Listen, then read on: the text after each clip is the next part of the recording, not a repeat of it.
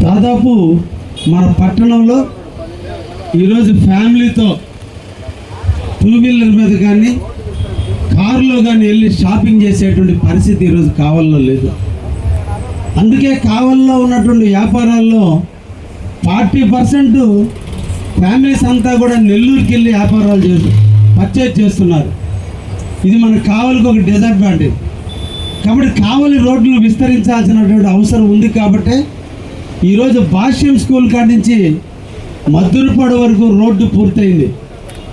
మేము ఎమ్మెల్యే అయిన తర్వాత మన వేమిరెడ్డి ప్రభాకర్ రెడ్డి గారి ద్వారా గడ్కరీ గారిని కలిసి మన మున్సిపాలిటీ ప్లాట్ల దగ్గర నుంచి యానాదిరెడ్డి బొమ్మ వరకు, యానాదిరెడ్డి గారి విగ్రహం దగ్గర నుంచి భాష్యం స్కూల్ వరకు ఉన్నటువంటి రోడ్డుకి 2 వైపులా ఎక్స్టెన్షన్ చేయాలి. అప్ టు డ్రైన్ వరకు సీసీ ఫేవర్ వేయాలి.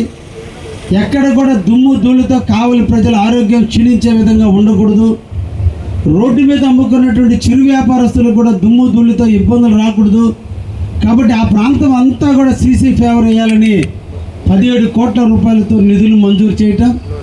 ఈ రోజున మున్సిపాలిటీ ప్లాట్ల దగ్గర ఆల్రెడీ వర్క్ కూడా ప్రారంభించడం జరిగింది. రాబోయేటువంటి డిసెంబర్ జనవరి 1 నాటికి ఈ భాష్యం స్కూల్ వరకు కూడా ఆ రోడ్డు పూర్తవుతుందని కూడా తెలియజేస్తున్నా. అదేవిధంగా కలిగి యానాదిరెడ్డి విగ్రహం దగ్గర నుంచి ముసునూరులో ఉన్నటువంటి బైపాస్ వరకు 4.3 కిలోమీటర్స్ ఈ రోడ్డు ఉంటే, ఇది నిరుపయోగంగా పడి ఉంటే ఈ ప్రాంతం కూడా 6 లైన్స్గా వేయాలి. ఎక్కడైతే డ్రైన్ నిర్మాణం జరిగిందో, ఇంకా జరపాల్సిన అవసరం ఉందో వాటి డ్రైన్ నిర్మాణం పూర్తి చేసి డ్రైన్ టు డ్రైన్ మధ్యలో మీడియం వేసి సెంట్రల్ లైటింగ్తో 35 కోట్ల రూపాయలతో 6 లైన్స్ రోడ్డుని ఈ రోజున శంకుస్థాపన చేయడం జరిగింది.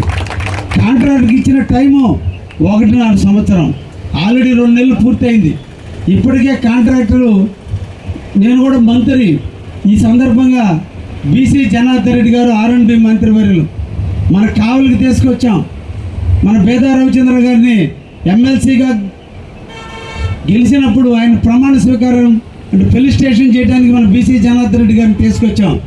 ఆ రోజున ఈ రోడ్డు చూపించడం జరిగింది. ఈ సందర్భంగా వారికి ప్రత్యేకంగా ధన్యవాదాలు తెలియజేస్తున్నా.